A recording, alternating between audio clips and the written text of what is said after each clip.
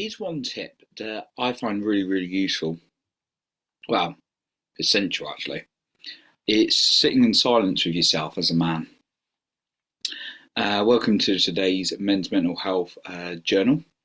So yeah, this is something I've been implementing recently, and I tell you what, I know not everyone's as crazy as me, but I've jumped off buildings, like abseiled off them. I've skydived. I've walked on fire. I've asked a pretty girl out. In the past. I've had some difficult conversations in the workplace. I've done difficult sales conversations. I've done all these things, right? It's real courageous. But to sit in myself in silence is probably the most courageous thing I've ever done. It is terrifying to sit there, no distractions with your emotions. Yet it can be the most, what's the word I'm looking for? Eye-opening, sort of awakening thing you can do to really build a relationship with yourself and your emotions. So that'd be my tip. It's very, very brief today. I'm going to share something else, but just find ideally 30 minutes, but a minimum of 10 minutes a day where you can just sit with yourself in silence and be with yourself. Because then you'll start hearing those voices that are wanting to be heard, that are getting drowned out through the noise, or maybe your inner critic's drowning them out. And when you can sit with yourself and really tap into that wisdom, that's when I start to feel better, I find. So yeah, the power of silence can really, really help.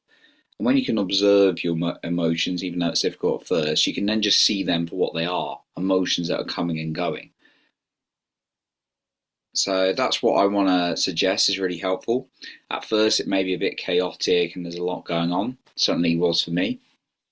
But the more you do it, the more you can connect with yourself, the more you can see that negative thoughts are coming and going, and positive ones will come, and you want them to stay. Yeah, obviously life goes through things. I also was doing a bit of a deep dive today, aside from that, and I found it really interesting that I discovered it wasn't so much the limiting beliefs about me, but it was more limiting beliefs I had about the world and everyone else, which is quite interesting. And what that means is we have beliefs. I learned this a while ago, but it really hit home today, about three things: ourselves, other people, and the general world and state of things. And what I realised is I thought I was had these serious limiting beliefs about myself in the past.